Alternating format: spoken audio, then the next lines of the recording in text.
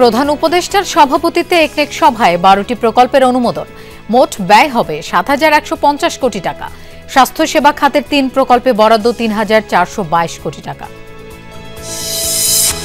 চট্টগ্রাম বন্দর আন্তর্জাতিক মানের করতে প্রয়োজন বিদেশি ব্যবস্থাপনা। মন্তব্য নৌ পরিবহন উপদেষ্টার। অংশীজনদের সাথে আলোচনা করেই ট্যারিফ বৃদ্ধি। এটা তো একটা বড় ধরনের সাফল্য, শুধু বন্দর কর্তৃপক্ষের জন্য নয়, এটা একটা বড় ধরনের সাফল্য এই বন্দর পরিচালনার জন্য। এলডিসিতে উত্তরণে সময় বাড়ানোর অনুরোধ করেনি সরকার। শিগগিরই ঢাকা আসছে জাতিসংঘের প্রতিনিধি দল। প্রেক্ষাপট বিবেচনায় নেয়ার তাগিদ ব্যবসায়ী বিশ্লেষকদের। আইপি প্রোটেকশন চলে যাবে আমাদের এবং এটার ফলে অনেক ধরনের ওষুধের দাম সিগনিফিকেন্টলি বেড়ে যাবে।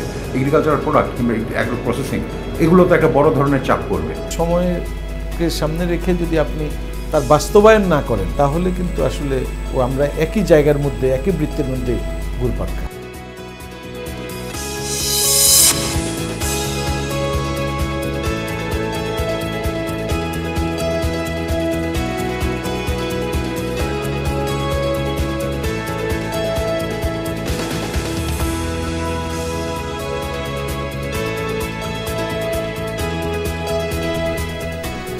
শুভেচ্ছা, আমন্ত্রণ বিজনেস টুডের আয়োজনে। আপনাদের সঙ্গে থাকছি আমি মৌসুমী আহমেদ লোপা। এতক্ষণ শিরোনাম দেখছিলেন, এবার যাচ্ছি পুরো খবরে। চট্টগ্রাম বন্দরকে আন্তর্জাতিক মানের করতে প্রয়োজন বিদেশি ব্যবস্থাপনা, এমনটাই বলেছেন নৌ পরিবহন উপদেষ্টা ব্রিগেডিয়ার জেনারেল অবসরপ্রাপ্ত ডক্টর এম শাখাওয়াত হোসেন। সকালে পতেঙ্গা এলাকার লালদিয়া চর কন্টেইনার ইয়ার্ড উদ্বোধন করেন নৌ পরিবহন উপদেষ্টা। এ সময় তিনি বলেন, বন্দরের ট্যারিফ বৃদ্ধির আগে সব স্টেক হোল্ডারদের সাথে আলোচনা করা হয়েছে। ৩২ একর জায়গার উপর কন্টেইনার টার্মিনালটি নির্মাণ করছে চট্টগ্রাম বন্দর কর্তৃপক্ষ, যার মধ্যে ১৪ একর জায়গায় ইয়ার্ড করা হয়েছে। ইয়ার্ডের ধারণ ক্ষমতা ১০,০০০ একক কন্টেইনার। পরে বে টার্মিনাল এলাকায় পরিবহন টার্মিনাল উদ্বোধন করেন নৌ পরিবহন উপদেষ্টা।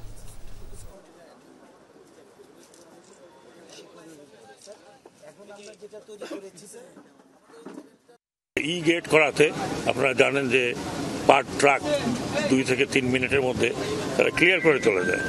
এটা তো একটা বড় ধরনের সাফল্য, শুধু বন্দর কর্তৃপক্ষের জন্য নয়, এটা একটা বড় ধরনের সাফল্য এই বন্দর পরিচালনার জন্য।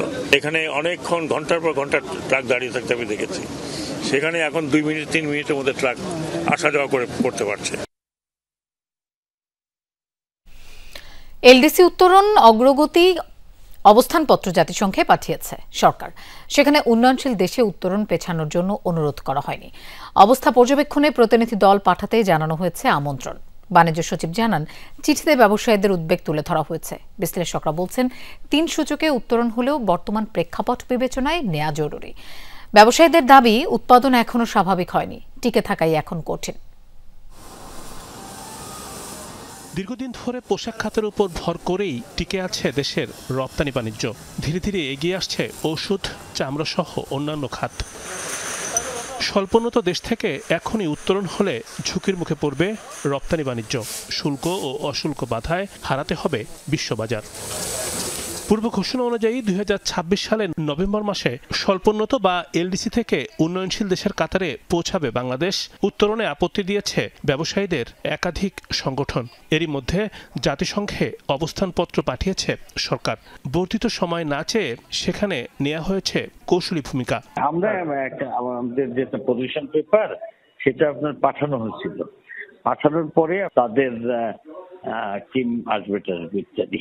রাষ্ট্র হিসেবে তো আমরা আগে রিকোয়েস্ট করে এটা করেছি। এখন এসে যে আমরা চাই না ওই কথা তো বলার কোনো সুযোগ নাই। কাজে ওইটা বিফিটিং ম্যানারে যেভাবে বলার সেইভাবে বলতে হবে, তো আমরা সেইভাবে বলেছি। উদ্যোক্তারা বলছেন, ব্যবসা এবং বিনিয়োগ পরিস্থিতি এখন নাজুক। পরিবর্তিত এই সময়ে দরকার নীতি সহায়তা।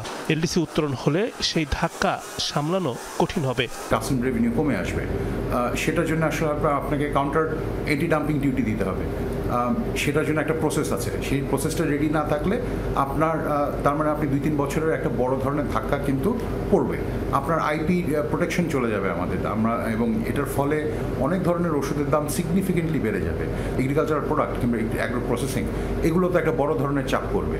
এলডিসি উত্তোলনে যে কোনো দেশকে পাড়ি দিতে হয় 3টি ধাপ: মাথাপিছু আয়, মানব সম্পদ এবং অর্থনৈতিক ভঙ্গুরতা। এই 3টি ধাপেই উত্তোলন করেছে বাংলাদেশ। প্রশ্ন হচ্ছে, সময় বৃদ্ধি তাহলে কিভাবে সম্ভব? তথ্যের ভিত্তিতে আমরা কোয়ালিফাই করেছি। তার এনভায়রনমেন্টাল বলেন, আপনি এয়ার পলিউশন বলেন, পাবলিক ট্রান্সপোর্ট বলেন, তারপরে আমাদের যে ইনফ্রাস্ট্রাকচার বলেন বা অন্যান্য যে রুলস অফ ল, যে সমস্ত বিষয়গুলো, আমি মনে করি না যে এখনো আমাদের সেই চেহারাটা, সে বাস্তবতার সেই জায়গা থেকে আমরা আসলেই দূরে আছি।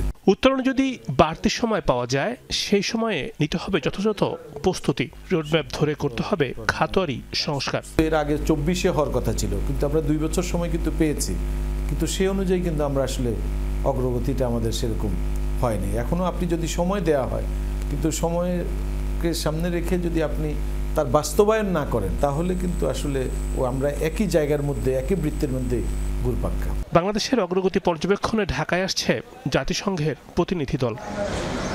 Remote Rahman, Jamuna News, Dhaka. স্বাস্থ্য খাতে জরুরি ব্যয়ের জন্য ৩,৪২২ কোটি টাকা ব্যয়ে মোট 3টি প্রকল্পের অনুমোদন দিয়েছে জাতীয় অর্থনৈতিক পরিষদের নির্বাহী সভায় একনেক।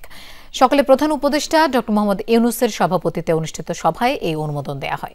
এছাড়াও ৭,১৫০ কোটি টাকা ব্যয়ে 12টি প্রকল্পের অনুমোদন দিয়েছে একনেক। সভায় জানানো হয়, স্বাস্থ্য সেবা খাতে বরাদ্দের 2,181 কোটি টাকা ব্যয় হবে রাজস্ব খাতে। বাকি 1,241 কোটি টাকা যাবে উন্নয়ন বা মূলধনী খাতে। ব্যয়ের মধ্যে সবচেয়ে বড় অংশ রাখা হয়েছে গর্ভনিরোধক ওষুধ, প্রতিষেধক ও বিভিন্ন চিকিৎসা সামগ্রী কেনার জন্য। এছাড়াও সভায় নতুন 8টি, সংশোধিত প্রকল্প 2টি এবং ব্যয় বৃদ্ধি ব্যতিরেকে মেয়াদ বৃদ্ধির জন্য 2টি প্রকল্পের অনুমোদন দেওয়া হয়েছে। অনুমোদন দেয়া প্রকল্পগুলোর ব্যয়ের পুরোটাই সংস্থান হবে সরকারের নিজস্ব তহবিল থেকে। পেঁয়াজের বাজারে স্বস্তি ফেরাতে আমদানির পরামর্শ দিচ্ছে ট্যারিফ কমিশন। 1 সপ্তাহের মধ্যে দাম না কমলে আমদানির অনুমোদনের কথা জানান বাণিজ্য উপদেষ্টাও। এদিকে বিদেশ থেকে পেঁয়াজ আনতে চান ব্যবসায়ীরাও। যোগাযোগ শুরু করেছে সরকারি দফতরে।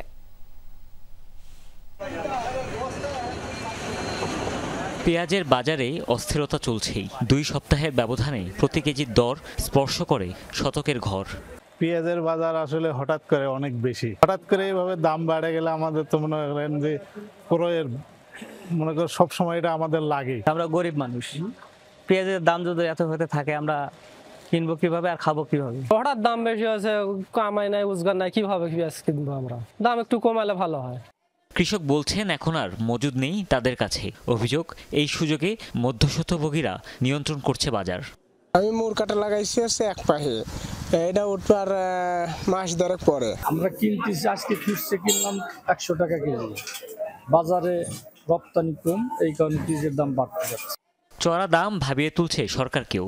আমদানির মাধ্যমে বাজার স্থিতিশীল করার সুপারিশ বাংলাদেশ ট্রেড অ্যান্ড ট্যারিফ কমিশনের। রোববার বাণিজ্য উপদেষ্টাও জানান, 1 সপ্তাহের মধ্যে দাম না কমলে অনুমোদন দেয়া হবে আমদানির। যদি বাজারের মূল্য আমরা দেখি প্রয়োজন অনুযায়ী না কমে, আমরা এই আমদানি অনুমোদন ইস্যু করে দিব।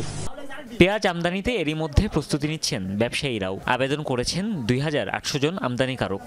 পেঁয়াজের বিষয়টা নিয়ে আমি অনেকবার আমদানিকারকদের চিঠি দিছি, অবগত করছি যে এটা হচ্ছে আমদানি টুকটাকটা চালু থাকলে কি হবে, দেশেরটা বাড়াবে, আমদানিও থাকবে। আগে থেকে যদি পারমিট দিত ওই 50 টাকা 40 টাকায় কেজি থাকতো, দুজনে পেঁয়াজগুলো আমাদের শর্ট হয়ে যেত না। ওখান থেকে পেঁয়াজ 250 গাড়ি 100 গাড়ি প্রতিদিন আসতো। নির্দেশনা পেলে আমদানিতে সকল রকম সহায়তার আশ্বাস উদ্ভিদ সঙ্গ নিরোধের। আমদানি শুরু হলে আমাদের যে কার্যক্রম, পেঁয়াজগুলো দ্রুততার সহিত খালাস করতে যে সহযোগিতা করা দরকার অফিসিয়ালভাবে, আমরা সেগুলো করব। সবশেষ 31 আগস্ট অল্প পরিসরে পেঁয়াজ আমদানি করা হয়েছিল। হুমায়ুন রশিদ, যমুনা নিউজ, ঢাকা। পেঁয়াজ বাজারের আরো খবর জানবো। কুষ্টিয়া থেকে আমাদের সাথে যোগ দিচ্ছেন সহকর্মী রুহুল আমিন বাবু। বাবু, কুষ্টিয়ায় পাইকারি বাজারে পেঁয়াজের সরবরাহ কেমন দেখছেন, দাম কেমন সেখানে? লোপা কুষ্টিয়ার পাইকারি বাজারে পেঁয়াজের কিছুটা সংকট দেখা দিয়েছে এবং দামের কথা যদি বলতে হয়, আজ থেকে গেল 2 সপ্তাহ আগেও কিন্তু কুষ্টিয়াতে পেঁয়াজ 70 থেকে 80 টাকা কেজি দরে বিক্রয় হচ্ছে খুচরা বাজারে, সেটি কিন্তু এখন চলছে 90 থেকে 100 টাকা কেজি দরে, অর্থাৎ কেজি প্রতি 10 থেকে 20 টাকা কিন্তু ইতিমধ্যেই বাড়তি হয়েছে। এর কারণ কি, বাড়ার কারণ কি, সেইটা যারা আড়তদার রয়েছে তাদের কাছে আমরা জানতে চেয়েছিলাম। তারা বলছেন যে আসলে মূলত চাষি যারা রয়েছে তারা বেশি দামে বিক্রয় করছেন, যে কারণে আড়তদাররাও এরকম বাড়তি দামে বিক্রয় করতে বাধ্য হচ্ছে। এবং আমি এটাও জানতে পেরেছি যে আজকে যে দামটি রয়েছে, অর্থাৎ খুচরা পর্যায়ে যে পাইকারি যে বিক্রয় হচ্ছিল 85 থেকে 90 টাকা কেজি দরে, যেটা বাজারে বিক্রয় হচ্ছে, কারণ পেঁয়াজ কয়েক ধরনের রয়েছে, যে কারণে কিন্তু সেটি বিক্রয় হচ্ছে 85 থেকে 90 টাকা পাইকারি দরে, সেটি খুচরা পর্যায়ে গিয়ে 90 থেকে 100 টাকা এরকম প্রকারভেদে পেঁয়াজ বিক্রয় হচ্ছে। এবং কুষ্টিয়ার বাজারের যে বিষয়গুলো রয়েছে, সেটি কুষ্টিয়া এই অঞ্চলে কিন্তু পেঁয়াজ উৎপাদন হয় যথেষ্ট পরিমাণে, অর্থাৎ চাহিদার তুলনায় কিন্তু অনেক বেশি পরিমাণে পেঁয়াজ উৎপাদন হয় কুষ্টিয়াতে, কারণ কুষ্টিয়ার যেসব চাষিরা রয়েছে তারা কিন্তু পেঁয়াজ সংরক্ষণ করে রাখেন এবং সেগুলো কিন্তু এরকম আস্তে আস্তে তারা বিক্রয় করতে থাকেন।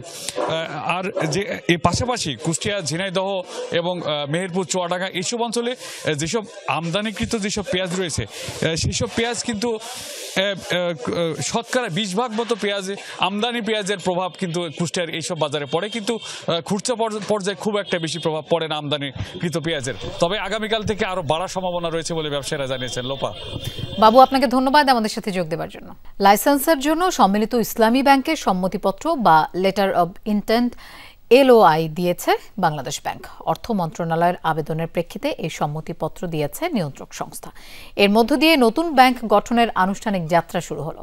সংকটে থাকা 5টি শরিয়াভিত্তিক ব্যাংক নিয়ে এক বড় ইসলামী ব্যাংক গঠনের উদ্যোগ নিয়েছে বাংলাদেশ ব্যাংক, যার নাম হচ্ছে সম্মিলিত ইসলামী ব্যাংক। এই ব্যাংক গঠনের জন্য প্রাথমিকভাবে সম্মতিপত্র দিয়েছে নিয়ন্ত্রক সংস্থা। বাকি প্রক্রিয়া শেষে দেওয়া হবে লাইসেন্স। এরপরই কার্যক্রম শুরু করতে পারবে নতুন ব্যাংক। নতুন ব্যাংকের পরিচালনা পর্ষদের সদস্য সংখ্যা হবে 7 জন। চেয়ারম্যান করা হতে পারে অর্থ মন্ত্রণালয়ের আর্থিক প্রতিষ্ঠান বিভাগের সচিব নাজমা মোবারককে। ব্যাংক রেজুলেশন অধ্যাদেশ অনুযায়ী গত বুধবার এসব ব্যাংকের পর্ষদ ভেঙে প্রশাসক নিয়োগ দেয় বাংলাদেশ ব্যাংক। সরকার সিদ্ধান্ত নিলেন যে একটা ব্যাংক তারা স্থাপন করবেন। সেটা কি, যেটা এক্সিস্টিং 5টি ব্যাংক রয়েছে সেটাকেই তারা নিজেদের মালিকানায় নিয়ে একটি একক ব্যাংকে রূপান্তর করা। প্রতিফলন হিসেবে প্রথম ধাপ তাদেরকে একটা কোম্পানি দাঁড় করাতে হবে। RGSCর অধীনে কোম্পানি হবে, কোম্পানির মালিকানা কী হবে, শেয়ার ডিস্ট্রিবিউশন কী হবে, সব হবে।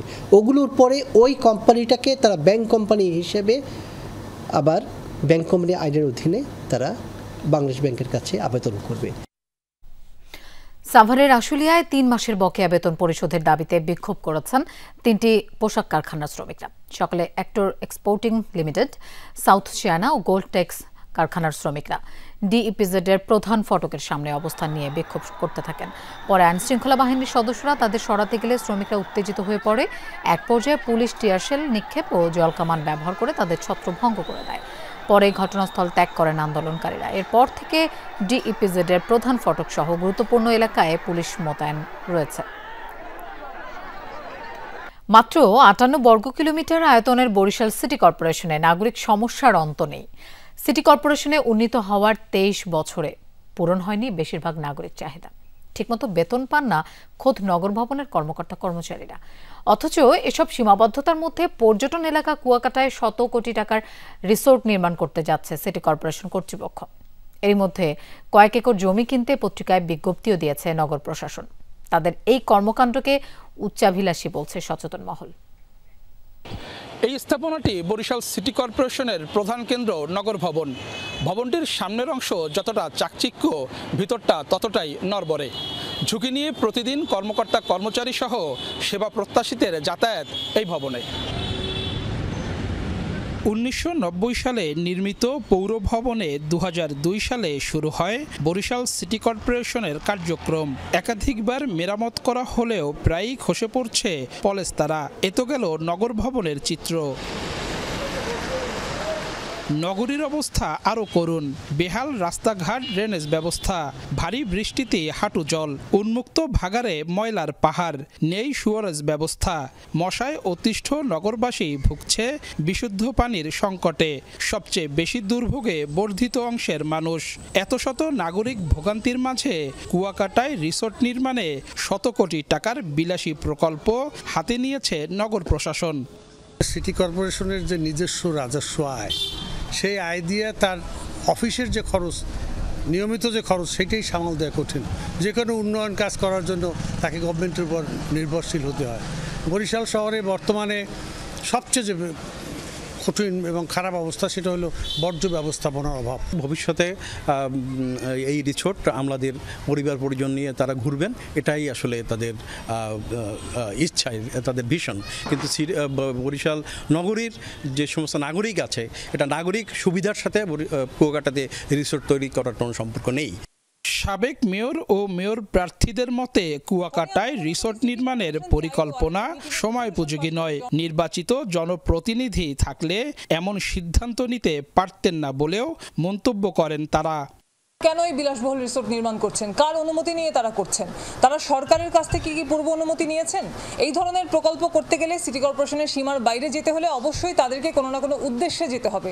সেটার জন্য পূর্ব অনুমতি নেওয়ার বিধান আছে। তারা কি সেই অনুমতি নিয়েছেন? আমরা তো সেই বিজ্ঞপ্তিতে সেই অনুমতির কথা দেখিনি। অতিরিক্ত খরচ এবং যারা জনপ্রতিনিধি নয় তারা এই ধরনের চিন্তা ভাবনা করতে পারে। জনপ্রতিনিধি আসলেই জনগণের কল্যাণ হবে। সিটি কর্পোরেশনের প্রধান নির্বাহী জানান, উপার্জিত রাজস্ব থেকেই কুয়াকাটায় রিসোর্ট নির্মাণে ব্যয় করা হবে। জমি যেটা কিনবো এটা হলো আমরা মিনিস্ট্রির অনুমোদন নেবে, মিনিস্ট্রি টাকা দেবে না, টাকা আমরা সিটি কর্পোরেশনের যে নিজস্ব রাজস্ব তহবিল আছে সেখান থেকে আমরা জমিটা কিনে রাখবো। তারপর ভবিষ্যতে আর্থিক অথবা আমরা মিনিস্ট্রির চেষ্টা করবো, ওখান থেকে যদি কোনো আর্থিক সহযোগিতা পাই তখন হয়তো ওখানে রিসোর্টটা করে তুলবো। এমন সিদ্ধান্তে ক্ষুব্ধ প্রতিক্রিয়া জানিয়েছে নগরবাসীও। ড্রেনেজ ব্যবস্থা নাই, তারপরে রাস্তাঘাট ঠিক মতো হয় না এখনো। কুয়াকাটা খরচ করলে হয়তো সারা দেশের লোকের উপকার হবে, কিন্তু আমরা বরিশালবাসী তো আমাদের নাগরিক সমস্যাগুলো সমাধান হচ্ছে না এই টাকা দিয়ে। এখন প্রশ্ন উঠতেই পারে, সিটি কর্পোরেশনের বাসিন্দাদের যে প্রকল্পে সম্মতি নেই সেই রিসোর্ট করা হবে কাদের স্বার্থে? কাউসার হোসেন, যমুনা নিউজ, বরিশাল। দর্শক, এই ছিল বিজনেস টুডের এখনকার আয়োজনের। এতক্ষণ সাথে থাকার জন্য ধন্যবাদ সবাইকে।